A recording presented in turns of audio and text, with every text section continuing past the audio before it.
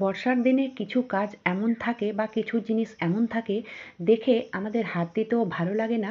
আর এই ব্রাশের মধ্যে মোজা পরাতে তো চমৎকার হয়ে গেল। মেন কথা হচ্ছে ডেলি লাইফের কাজ সহজ করতে নিয়ে এলাম আজ বেশ কিছু টিপস, যেটা অত্যন্ত প্রয়োজনীয় হবে বিশেষ করে এই বর্ষার দিনে। এই যে নুন কি হয় যে ভেজা ভেজা হয়ে যায়, আর আমাদের এটাতে মানে রান্না করতে ভালো লাগে না, হাত দিতেও ভালো লাগে না। আর সেটা না কিভাবে আমরা একেবারে ঝরঝরে করে নিতে পারি সেই টিপসটাই তোমাদের সঙ্গে শেয়ার করছি বন্ধুরা। যারা জানো তাদের তো কোনো ব্যাপারই নাই, কিন্তু যারা জানো না তাদের জন্য খুব ভালো হবে। এই যে 1 মিনিট মতো যে কোনো কড়াই যদি এভাবে ভেজে নেওয়া হয়, 1 মিনিটের কমেই হয়ে যাবে, 1 মিনিটের বেশি যাবে না। তাহলে দেখবে এক্কেবারে ঝরঝরে হয়ে যাবে। ঠিক আছে? এইভাবে তোমরা না লবণটাকে মানে ঝরঝরে করে নিতে পারো যদি ভেজা ভেজা হয়ে গেছে তো। এবারে ব্যাপার হচ্ছে ঝরঝরে তো করে নিলাম, এবারে যদি গরম গরম ভরে দিই এই কৌটোর মধ্যে তাহলে কিন্তু ঝরঝরে থাকবে না। ঠিক আছে? অবশ্যই এটাকে ঠান্ডা করতে হবে, ঠান্ডা করা মানে ঠান্ডা হয়ে গেলে সঙ্গে সঙ্গে এটাকে কৌটোর মধ্যে ভরে নিতে হবে। বর্ষাকাল মানে রৌদ্রের অভাব, তোমরা সবাই জানো।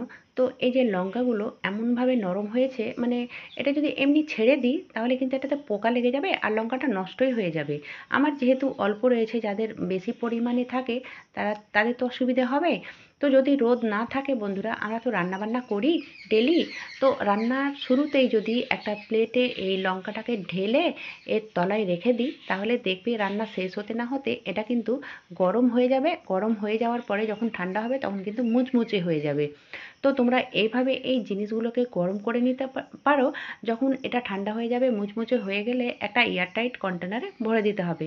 তোমরা এভাবে মোটামুটি অনেক কিছু জিনিস গরম করে নিতে পারো ওভেনের নিচে রেখে। চলো এবার দেখে নেওয়া যাক পরবর্তী টিপস। তো আমি এই সিঙ্কে ছড়িয়ে দিলাম 1 চামচ মতো লবণ। লবণ যদি দিয়ে দেওয়া হয় তাহলে দেখবে লবণ কিন্তু স্ক্রাবিংয়ের কাজ করবে। তো এইভাবে আমি এই স্ক্রাবার দিয়ে ঘষে নেব। তাহলে কি হবে বলো তো?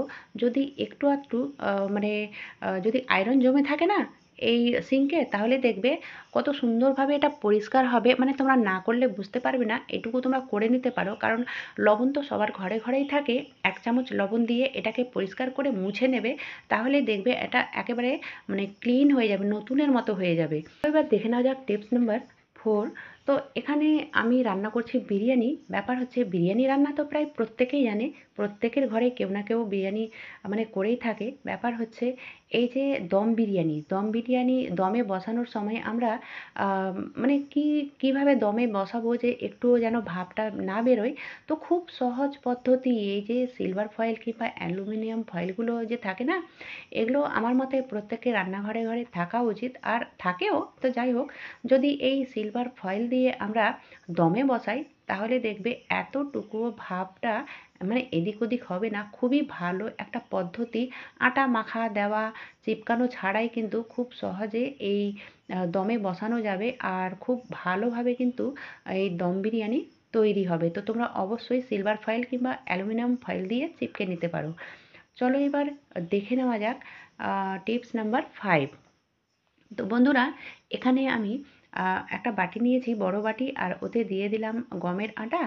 আর যেখানে আমরা চালের আটা দিতাম মুচমুচে করার জন্য, সেই জায়গায় দিয়ে দিলাম সুজি।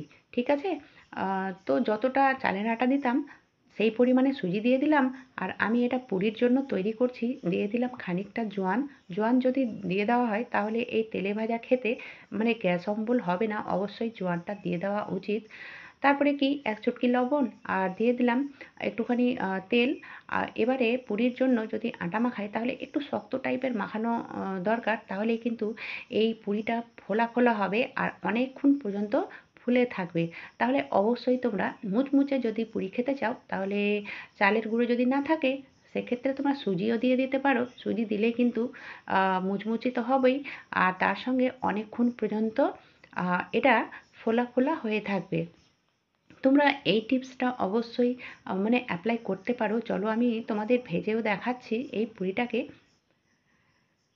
তো আমি বেলে নিয়েছি, বেলে নেওয়ার পরে দিয়ে দিলাম তেলে। আর তেলটা যেন ভালোভাবে হিট হয় সেদিকেও খেয়াল রাখতে হবে। তাহলে দেখবে পুরো মানে প্রত্যেকটা পুরি এইভাবে ফোলা ফোলা মানে ব্যাঙের মতো ফুলে যাবে। এই দেখো বন্ধুরা, আমি বেশ কয়েকটা দেখাচ্ছি তোমাদের। তো আমি যেহেতু অল্প পরিমাণে করছি সে কারণে আমি অল্পই তেল দিয়েছি। তো অল্প তেল দিলে যে ফুলবে না সেটা কোনো মানে নেই, অল্প তেল দিয়েও ফুলবে। এই দেখো বন্ধুরা, প্রত্যেকটা এভাবে ফোলা ফোলা তো হবেই, আর অনেকক্ষণ পর্যন্ত ব্যাং হয়ে থাকবে। এই সময়ের ঝটপট দেখে নিই একটা অত্যন্ত জরুরি টিপস। তো আমি নিয়েছি একটা বাটি, আর ওতে নিয়েছি 1 গ্লাস মতো জল আর 1-1.5 চামচ মতো ডিশওয়াশ, মানে লিকুইড ডিশওয়াশ যদি না থাকে তো কোনো সমস্যা নেই, ভিম বার তো আছে, সেটাকে ভেঙে চুরমার করে মানে একটুখানি দিয়ে আর এটাকে গুলে নিতে হবে জলে, কোনো সমস্যা নেই। তারপরে দেখো এই যে ফ্রিজ, মানে কুরবানি ঈদের পরে ফ্রিজের অবস্থা কিন্তু এরকম প্রায় প্রত্যেকেরই হয়। আমার মতে এর মানে যতই ভালোভাবে রাখো না কেন রক্ত পড়বেই, ঠিক আছে? তো আমরা এটাকে মানে খুব বেশি দিন ফেলে রাখতে পারি না, কারণ খুব বেশি দিন যদি রেখে দিই এইভাবে তাহলে কিন্তু জীবাণু ব্যাকটেরিয়া জমতে থাকবে, আর এখান থেকে আমাদের মানে শরীরে প্রভাব পড়বে খারাপ হওয়ার। তো যাই হোক, অবশ্যই এটাকে ক্লিন করে নেওয়া উচিত তাড়াতাড়ি, মানে যত তাড়াতাড়ি হয় তত তাড়াতাড়ি এটাকে ক্লিন করে নিতে হবে। তার জন্য আমি সেই লিকুইডটা তৈরি করলাম, আর যে ট্রেটা বার করতে পারলাম সেটা বার করে নিলাম, বাইরে সেটা ক্লিন করে নেব, মানে পরিষ্কার করে নেব। আর অবশ্যই তারের মাজনি দিয়ে এটা করতে হবে না, নরম কাপড় দিয়ে ঘষলেই কিন্তু খুব সহজে এটা পরিষ্কার হয়ে যায়। আর যেখানে রক্ত জমেছে সেখানে সেই যে জলটা আমি তৈরি করলাম প্রথমে ভালো করে ভিজিয়ে রেখেছি, ততক্ষণ আমি এটাকে পরিষ্কার করব, আর ততক্ষণ সেটা মানে ফুলবে আর কি, সেই জন্য ওটাকে আমি ভিজিয়ে রেখেছি। তো এই দেখো বন্ধুরা, খুব তাড়াতাড়ি এগুলো মানে ফ্রিজের যে ট্রেগুলো থাকে খুব সহজে পরিষ্কার হয়ে যায়। পরিষ্কার হয়ে যাওয়ার পরে আমি মুছে নিলাম, চলে ততক্ষণ এটা ফুলে গেছে। তো যদি 10 মিনিট মতো এটাকে ভিজিয়ে রাখা হয় তাহলে বেশি খাটাখাটি করতে হবে না, খুব সহজে এটা ক্লিন হয়ে যাবে। তো এই দেখো বন্ধুরা, এখানেও আমি মানে খুব একটা নরম কাপড় নিয়েছি, আর অবশ্যই এখানে নরম কাপড়েরই প্রয়োজন পড়বে। আর অবশ্যই এই কাজটা করার আগে কিন্তু ফ্রিজের বোর্ডে যে প্লাগটা লাগা রয়েছে সেটা কিন্তু খুলে নিতে হয়, মানে খুলে নেওয়া উচিত আর কি, তাহলে কিন্তু সেফটি। তো অবশ্যই তোমরা এই কাজগুলো করার আগে ফ্রিজের প্লাগটাকে খুলে নেবে। এবারে দেখো বন্ধুরা, পরিষ্কার তো করে নিয়েছি কিন্তু এই 2 কর্নারের মধ্যে আঙুল যায় না, তো কিভাবে এটাকে পরিষ্কার করব? তার জন্য সহজ একটা উপায়, এই যে বাডসগুলো থাকে, তো তার মানে তুলো লাগা থাকে সবাই জানো, তো তুলো লাগার কারণে এই জায়গাটা নরমই হবে, সে কারণে আমি বাডসের ব্যবহার করলাম।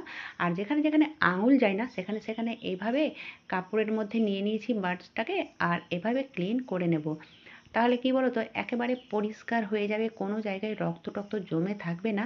আর অবশ্যই এতটুকুও যেন রক্ত জমে না থাকে সেদিকেও খেয়াল রাখতে হবে, কারণ এতটুকু থাকলেই তো আবার সেই ব্যাকটেরিয়া জমা হবে।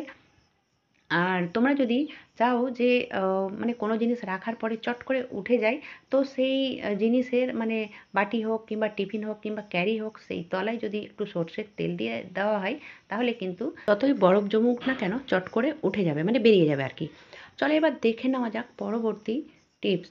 তো এখানে ব্রাশের কামাল হবে, কারণ যারা ব্রাশ ছাড়া কাপড় কাচতে পারো না তাদের জন্য অত্যন্ত প্রয়োজনীয় হবে। তো নর্মাল কাপড় আমরা ব্রাশে খুব সহজে কেচে নিই, আর সেটা খুব সহজে হয়ে যায়, ভালোও হয়। কিন্তু ব্যাপার হচ্ছে প্রত্যেকটা কাপড় কিন্তু ব্রাশে কাচা ঠিক হয় না, আমাদের কাপড়টাও নষ্ট হয়ে যেতে পারে। যেমন দেখো, এই জরির কাজ কিংবা আড়ির কাজ কিংবা ছোট ছোট যে কাজ থাকে কিংবা স্টোন থাকে, সেগুলোর ক্ষেত্রে কিন্তু এই ব্রাশ দিয়ে পরিষ্কার করা ডিফিকাল্ট হয়ে যায়, মানে পরিষ্কার করা ভালো হয় না। আর যদি জবরদস্তি করতেও যাই সেক্ষেত্রে কিন্তু সেই জামাটা বা সেই কাপড়টা নষ্ট হয়ে যাবে। তো সব থেকে ভালো পদ্ধতি হচ্ছে, তোমরা করে দেখবে, তারপরে আমাকে কমেন্ট করবে যে কেমন এই টিপসটা কেমন লেগেছে তোমাদের, ঠিক আছে? যারা জানো না তাদের জন্য, যারা জানো তারা তো অবশ্যই এটা অ্যাপ্লাই করছোই, কিন্তু যারা জানো না তাদের জন্য অত্যন্ত প্রয়োজনীয় হবে। এই দেখো বন্ধুরা, আমি ব্রাশের একটা মোজা পরিয়ে দিলাম, মোজা পরিয়ে দেওয়ার পরে যখন এটা পরিষ্কার করবে মানে এতটাই কাজটা সহজ হয়ে যাবে, মানে তোমরা না করলে বুঝতে পারবে না। আজকের কোন টিপসটা তোমাদের সব থেকে বেশি ভালো লেগেছে অবশ্যই আমাকে জানাবে। আর যদি ভিডিওটা এতটুকু ভালো লেগে থাকে তাহলে অবশ্যই ছোট্ট একটা লাইক করার সঙ্গে চ্যানেলে যদি নতুন হয়ে থাকো অবশ্যই সাবস্ক্রাইব করে নিও, তাহলে নিত্য নতুন ভিডিওর নোটিফিকেশান সব থেকে আগে পেয়ে যাবে। আজকের মতো এখানেই শেষ করলাম।